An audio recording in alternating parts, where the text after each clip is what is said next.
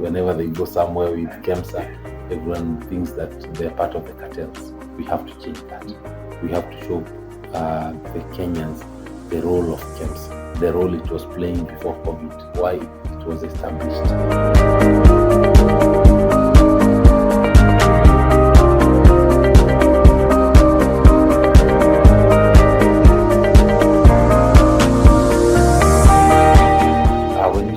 The issue of the human resources. People are the most important. That's why we say in strategy that culture is strategy for breakfast. So if you have a poor strategy culture, then the organization will not work. And that's why when we came in, the first action that we took was to recall all the staff who are working from home. Remember, over 250 staff were actually at home, and yet these are actually critical staff for the organization, and in their place some other people had been hired. So the staffing, the establishment had been bloated, but half of them were not there. So the ones who are at home are earning a salary, but they're doing nothing. Then there are those at work who are working and earning a salary and wondering why are these others not still earning like us and not working. So we had to harmonize that, and we brought them back, and we've really worked towards getting that a proper establishment. As soon as this staff came back, there was a need to look at kind of give them the confidence that the board is there to ensure that we support them to deliver on their job. We had over 10 court cases with staff who have sued Kemsa on this and that, and to date we have now exhausted all those court cases. We've cleared them. There's not one single court case against Kemsa and the staff at the moment. Then the second area was stakeholder management. As you know, one of the big challenges had been when USAID pulled out of Kemsa, and it pulled out because of issues that we talked about of transparency, integrity. They felt that Kemsa did not meet all that.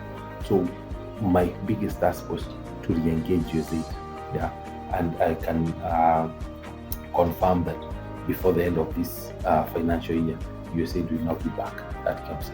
They're comfortable, they're happy with their systems that we have put in place, and they feel that now this is the Kemsa that they used to work with from before. That has meant that for procurement, we've reshuffled all the staff who are in procurement. We've now just recruited a new procurement director who starts on 1st of April. We've not had a director of procurement for 3 years, as an organization, and yet we are a procurement agency. So that has been one of the issues. When we come to the other stakeholders, 90% of our business is with county governments, but the county governments were not buying from Kemsa, and they were not paying Kemsa. They were not buying because Kemsa did not have their drugs. Our order fill rate was even below 30% in some of the months, and now we've built the order fill rate. We are now getting beyond 70% in terms of filling the county orders, meaning that now the counties are back. I think only about 4 counties are not buying from Kemsa, yet when we came in, only 27 counties were buying from Kemsa, 20 were not. And even the ones that were buying from Kemsa are buying very small quantums. Now they're buying big volumes. In terms of payments, counties are now paying. I think we only have 4 counties again who have not settled Kemsa's, who are not paying Kemsa's debts. The others all have current debts. So again, from a stakeholder, we've started with the Council of Governors, we've started with all the finance CECs, we've started with all the health CECs, we've started with the chief officers from all the counties for health and for finance, so that they understand the new Kemsa and they appreciate the challenges that we have, and we also get to know what the challenges they're facing. We have, as the other stakeholder, being the Ministry of Health, working very closely to ensure that we implement the policies at the ministry, and in particular the universal health coverage. As we know that Kemsa being the provider of products and the commodities, is central to the success of the UEs. That's why we are working very closely with MOH. The other partners, stakeholders from Parliament, so even under the supplementary budget, Kemsa was the only organization that was allocated money. Yeah, it was allocated money because of the engagements that we are having with everyone, the executive, legislature, so that they understand the importance of Kemsa, but also the challenges that we are facing. So on stakeholder, I believe we are doing very well on that end. Then the third challenge had been on systems. When we came in, we found Kemsa that had two systems, so that which were not talking to each other. That's IT systems were not talking to each other, meaning that it was very opaque. There was a lot of gray areas, things that could happen, but nobody is able to see. Issues of tracing, tracking, accountability, all those were not possible. And we came in and we approved for acquisition of a new ERP, the enterprise resource planning system, and we are now at the tail end of implementation of that system, a system that they had been trying to acquire for the last 11 years. So it's the one you have your grant from UN. Yes, UN. It's an SAP system. So University of Nairobi is a implementing agency. So again, that is going to help us in a big way to have proper systems and structures. Then the systems will also allow us now to implement our strategic plan, a new strategic plan. And key strategic plan is the decentralization of Kemsa operations. So currently we operate fully. We had been operating from Embakasi, but now we came up with a decentralization model. That's why you saw us a few weeks ago launching Kemsa in Kisumu. A few months from now, we'll be launching Kemsa in Mombasa. So once we do that, one, it brings down the cost because now transportation costs comes down because the suppliers will be delivering to those particular centers, regional centers, so they do not need to bring to Embakasi and then we transport to all these places. 2, turnaround time. The turnaround time of getting to Kilifi from Mombasa is much shorter than getting to Kilifi from Nairobi. Same for Kwale and the others. The Mombasa one will cover 6 counties. The Kisumu one is covering 19 counties. So, and we'll have a third one also by next year. So that model is only possible now that we have a new ERP system. Fourthly, is the issue of the resources. As I mentioned, COVID led to about a capital erosion of almost 4 billion shillings, 2.5 billion shillings from Kemsa. That is the reason why the order fill rate came low. We were not able to pay our suppliers, but so far we have been able to raise a lot of significant funds from counties repaying, and as well as now as you saw, government recapitalizing Kemsa. And government is recapitalizing Kemsa because of the confidence that they have in the new administration at Kemsa. World Bank is also looking to capitalize Kemsa from July.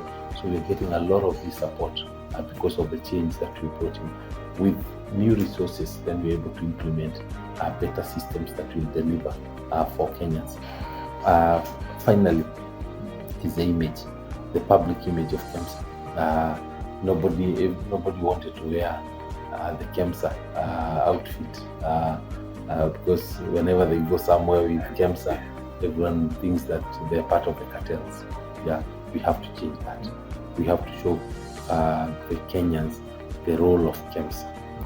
The role it was playing before COVID, the role that it was, why it was established in 2005, and that is really what we have to work on. I say that I don't want us to do big advertisements, billboards, and all that. No, I want Kenyans to see Kemsa at work. Once they see it working, then from there, it is them who will be our ambassadors.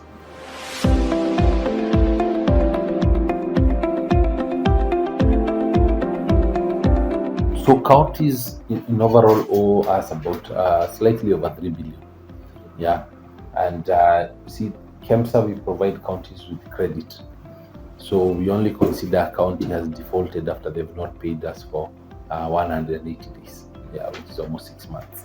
So that's why I was saying the 4 counties are the ones which are over the 180 days. We are also owed by other agencies. So the total amount owed to Kemsa is about 6 billion. So when we are owed 6 billion and we owe 3 billion, it means from a cash perspective in the balance sheet, we actually have 3 billion of ours that is out there, yeah, because the other 3 will come to offset each other. But we expect that these payments will be done. Like you said, have committed that within the next month they have paid us their money, which is almost $1 billion. Yeah, World Bank has approved $32 million for capitalization of Kemsa. So we expect that will also be coming in from around July.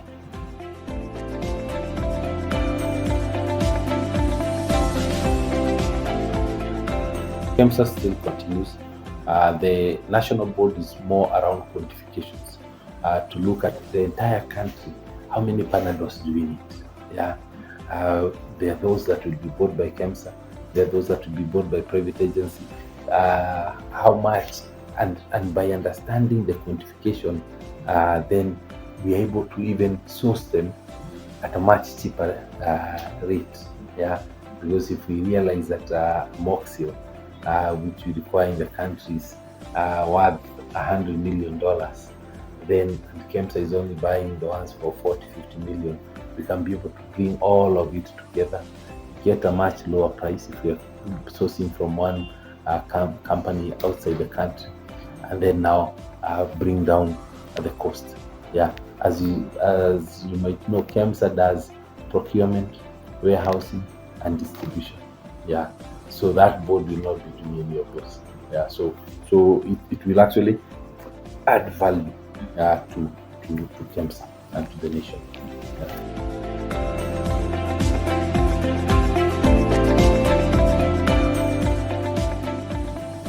I want to see a Kemsa that's winning awards and awards on governance, issues of governance. I want to sort awards on performance. I want us to be at 100% order fill rate. A county orders 100 drugs, they get 100 drugs. Yeah, right now we are now moving towards 70 plus. I want us to be in all parts of the country, so that the turnaround time for county orders is way below 5 days. A county makes an order within 5 days, they're able to get the drugs. On emergency products should be within 24 hours that the county is able to get that. From a public perception, I want where the image of Kemsa improves and people trust Kemsa. I want us to play a critical role within the UHC as we are supposed to play, and for that role to be actualized and appreciated, because we'll be able to actually perform the functions that we are given within the workforce at Kemsa. I want the staff to feel valued, yeah, and to feel that it's an organization that is building them, is growing them, is appreciating them. I think that, and then I think those are the things that I want, and all our stakeholders and partners, I want them to feel that they are getting value by partnering with Kemsa. Do you believe the trust is coming back? It's coming back. How proud are you of your CEO? It is one prestigious award. Yes. No, we are happy. We are happy with him, with the work and the efforts that he's putting in, and we do hope that as a board you'll be able to keep giving the support that we need for him to be able to deliver. As you know, we have a proper governance structure where the board has its role and the management has its role.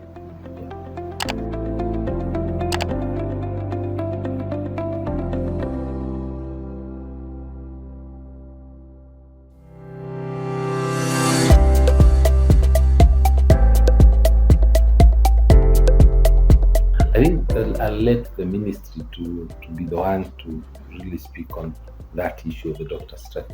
But I think for me, what my personal views that the burden is being carried by the national government, though the benefits are not accruing to the national government alone.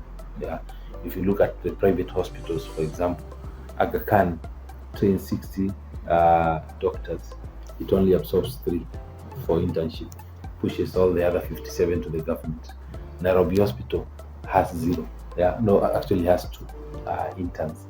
You go to Coptic, Nairobi West, all of them 0, 0. Yeah, so nobody else wants to bear that burden.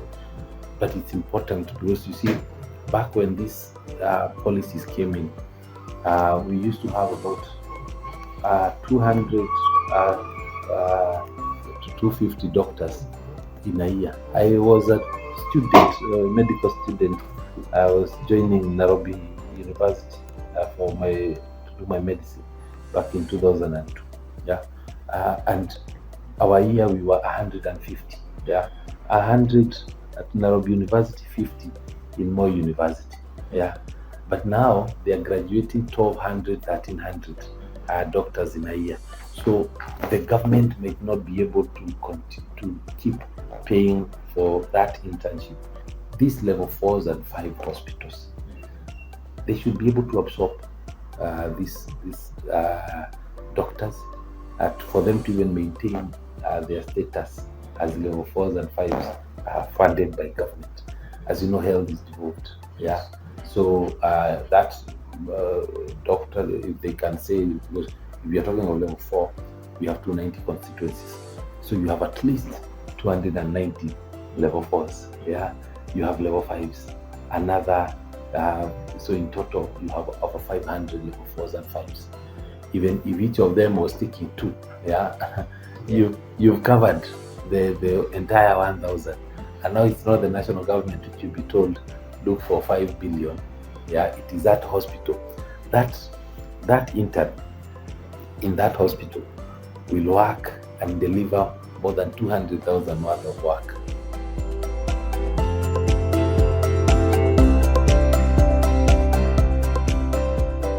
Last election I ran for governor in Murang'a. Next election is coming, which will still be running for governor in Murang'a. And I came in with our Farmers Party, which I'm the party leader. We are currently popularizing the party. We are strengthening the party. We are working with different partners. We want the party to be not just in Murang'a, but across the board, the entire country. Yesterday we were working with the team that is forming the our organ in Homa Bay. Yeah, we're opening a Homa Bay office very, very soon, and so we strengthen the party so that after the next election, I can win my seat in Murang'a, but also that the party will also have representation from across within the National Assembly and also within the Senate and also in the county assemblies.